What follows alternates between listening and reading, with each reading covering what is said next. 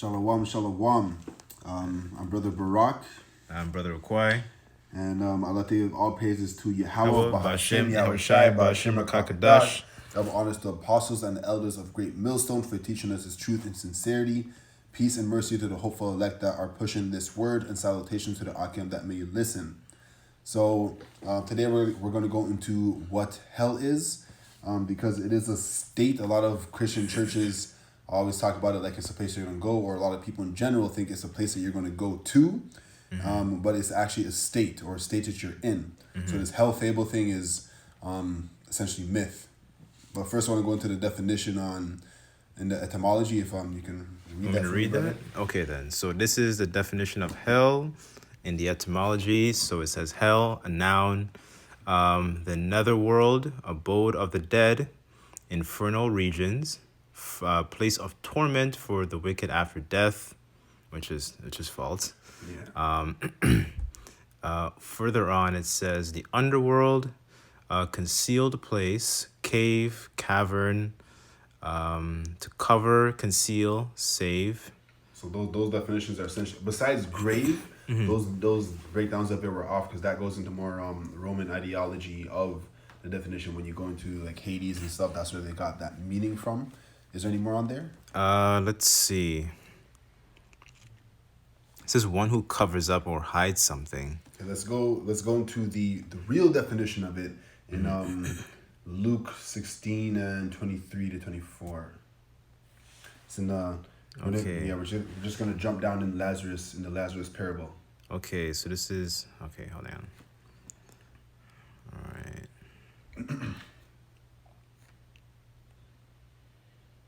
All right. So this is Luke 16 verse 23, and Yahushua said, "And in hell, he, meaning Lazarus, lifted up his eyes, being in torment."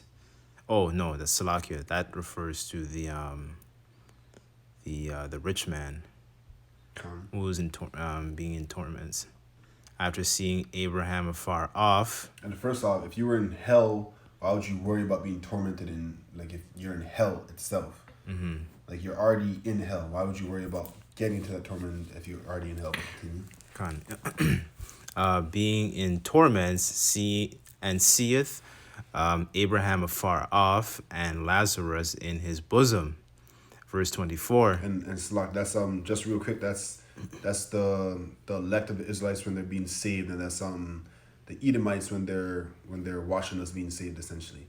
We're in the bosom of Yahweh Hashem Yahushai. Khan. Now real quick, can you go to the interliner and bring up the definition of that word hell? Wait, go where? Interliner. Okay. The definition of that word hell there, in verse 23.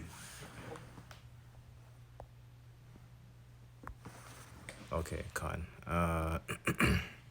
The definition of the word hell. Okay.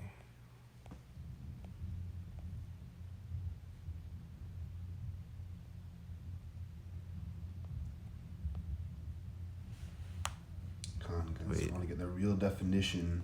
Wait. The real definition of the word here, because etymology was off. Etymology is off, and you'll see a more accurate definition here. Oh, Khan the water. All right, so I'm just gonna play it. Strong's G86. Hades. Hades. Thayer's Lexicon. Hades. Okay, so here. Hades. Okay. And that's essentially where they got Hades from, the so-called god of hell. Right. Because all these gods are essentially just idols. Yeah, because right. It all goes back to Roman idolatry. Yeah. Where they had different gods for different days of the week, and all this sun god, moon god, all this different shit. It goes back to the Roman idolatry. Khan. Okay, so it says later use of the word, the grave, death, realm of the dead.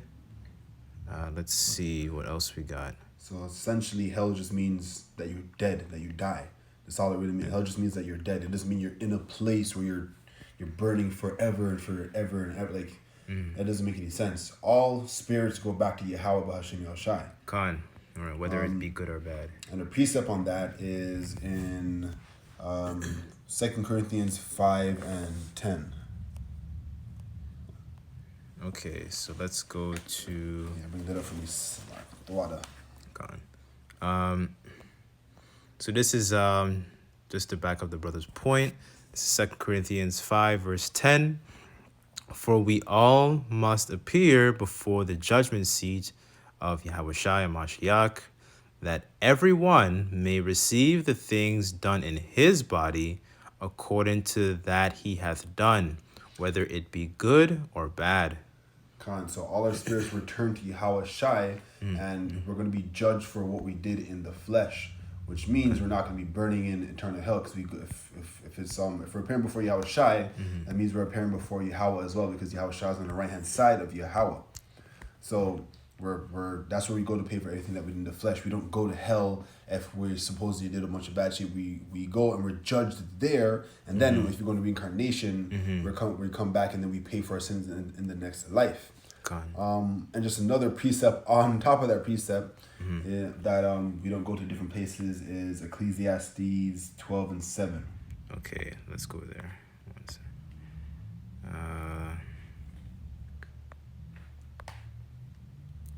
Okay, so this is Ecclesiastes 12 verse 7, and it reads this: Then shall the dust return to the earth as it was, and the spirit shall return unto the Most High who gave it.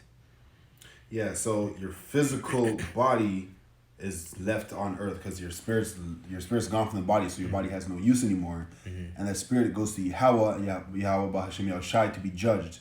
And he does what he wants with that spirit. And spirits cannot burn. You're a fucking spirit. Your spirit doesn't go to hell and burn in some fire. And the brother brought this up beforehand, like if you can only burn for so long, your physical, because you can only burn physical things, you can only burn for so long. Like the example he brought up was if you have chicken and you're burning it in fire, it's gonna eventually just turn to coal or whatever it turns into, charcoal or whatever not, and just crumble. You can only burn it for so long. And that's only because it's physical. The spirit does not burn. It goes up to Yahweh Bashem Shai, and then you are judged for your life that you lived in the flesh, and then you come back down and pay for that until Yahweh Shai returns. Gone. Just to add to that point as well about the physical part, is a reason why it's called that the bodies that we have right now are terrestrial bodies. And when you go into the word terrestrial, the root word is called terre. And that's actually a French word. It actually means of soil, of the earth, right? It's a body that belongs to it's a body that comes from the earth, right? Right. Just to add to the point you're speaking of. And that leads into the next piece as well, Ecclesiastes 3 and 16. Okay. Because we're in this physical body, which is in a physical place underneath the sun. Right. We're just holding. Honestly, it's an earthly tabernacle. Right. That's the best way to put it. Ecclesiastes 3 verse 16. Yes, 3:16. Okay, so this is Ecclesiastes 3 verse 16, and it reads, "And moreover, I saw under the sun the place of judgment." And what's under the sun? That's earth. Right. That is earth. That wickedness was there, and the place of righteousness, that iniquity was there. So that place is hell under the sun, where we are right now. The conditions we're living in, the condition that Jake are in, and the so-called and the Israelites are in, the condition that we are in right now is hell. This is definitely not heaven, and there is no place for us to go burn eternally. This is our current hell, because we come back into flesh to pay for our past life sins. We come back into flesh to live out whatever Yahweh Shai wants us to live out until Yahweh Shai returns, until it's the right time, until his movie is played out fully. Is that all of the verse? I could read the 17th verse. Yeah, sure. It says in so Ecclesiastes 3 verse 17, and it reads, "I said in mine heart, the Most High Yahweh shall judge the righteous and the wicked, for there was a time for every purpose and for every work." Is that the whole verse 17? Yeah, that's the whole verse. So he judges the wicked and he judges the righteous and the wicked. Right. He judges both of them. You're not just automatically sent to hell for whatever life that you think you lived. You go up to Yahweh, you appear before him, and you're judged. That is how it works. There's no eternal fire. Con. The real hellfire, we have an example of hellfire here in Matthew 5:22. Did you have anything to add on to that? No. Con. Okay, Matthew 5 verse 22. Okay. So this is Matthew 5 verse 22, and it reads, "But I say unto you that whosoever is angry with his brother without a cause shall be in danger of judgment, and whosoever say to his brother Raka shall be in danger of the council. But whosoever shall say, Thou fool, thou shalt be in danger of hellfire." Which again, that's a state. That's a state or the grave.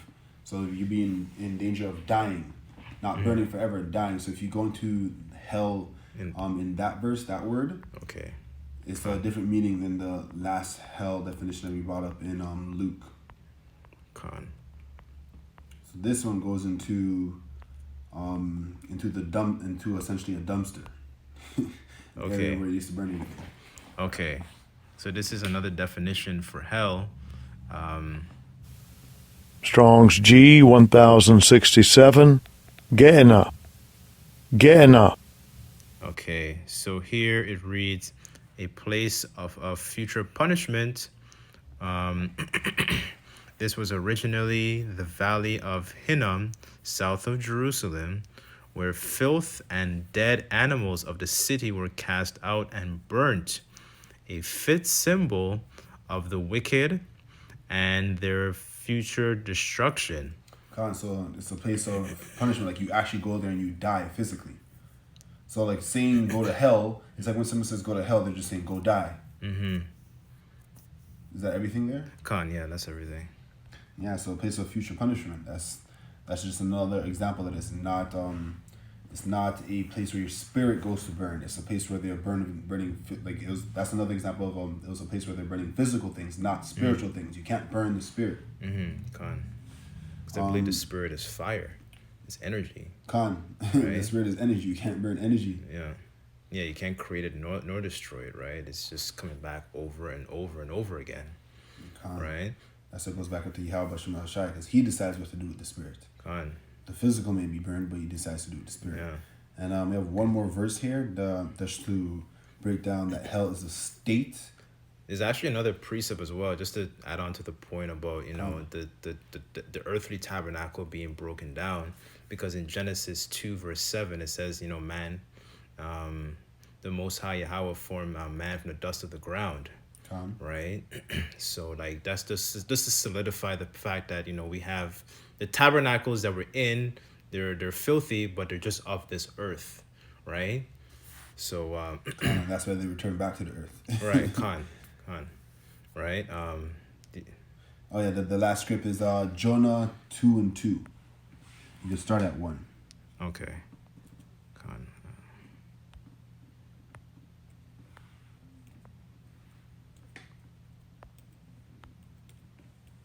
Okay, so this is Jonah 2, verse 1. Then Jonah prayed unto the Lord Yahweh, his power, out of the fish's belly. And verse 2, I cried by reason of mine affliction unto the Lord Yahweh, and he heard me. Out of the belly of hell I cried and thou heardest my voice.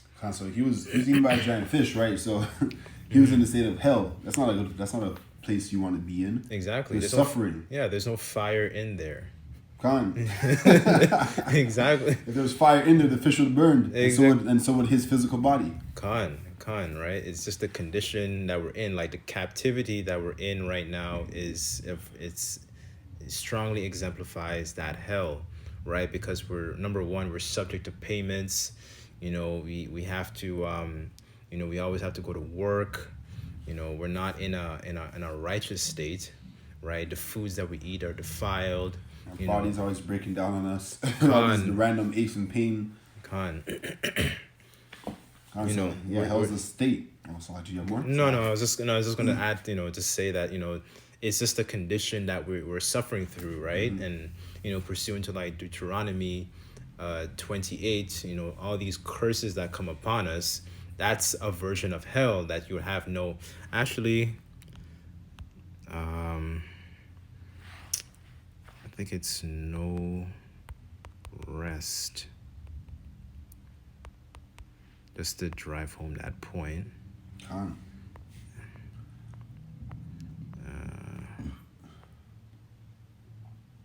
Or no ease. Oh, I got it. Okay, so this is Deuteronomy 28, verse 65. And among these nations thou shalt find no ease, neither shall the sole of thy feet have no rest, but the Lord Yahweh shall give thee there a trembling heart, mind, and failing of eyes and sorrow of mind. So you're always going to be worrying, that the condition that we're in, we don't, our women don't bring forth children with ease. Our men are in a state of disarray. We're clinging to all these different vices to Different so-called gods. A lot of our people think they're gods. from Egypt. We eat defiled bread, which goes into like these different philosophies as well as the food as well, right? That further solidifies this condition that we're in, And we're right? under all these draconian laws. That's also a version of hell, like what we were going through in the past 3 years, under the CVID 18+1, right? So although all those are just a version of hell, right? And pursuant to Revelation 12 verse 12, these elites are going to want to push forth that version of hell onto us, us men of the Lord, the elect, wherever they may be scattered, because they knoweth that he has but nothing but a short time, right? Con. Right. So Well, yeah, they think they're gonna live forever. As the scripture says, they think their house is gonna live forever. Oh, so they're trying to put our people more and more in hell because they don't want to be put in hell. They know that their time is supposed to come, but they're trying to become rulers themselves and put everyone else in hell so they can live lavishly right now. But that just goes back to like the last few verses in the parable of Lazarus, because that's why he wanted to dip the tip of his finger in water to quench the burden, right? And he wanted an Israelite to have mercy on him, essentially. But in that time, we're not gonna have mercy. They're gonna get back the state of hell that they put us in. But yeah, that's everything that we have now. So we're gonna end it there. Hopefully you, Akiam, were edified. And I'd like to give all praises to Yahweh, Bahashim, Yahweh Shai, Bahashim, Kakadash, double honors to the apostles and elders of Great Millstone for teaching us this truth and sincerity. Peace and mercy to the hopeful elect that are pushing this word, and salutation to the Akiam and few sisters that may listen. Shalom.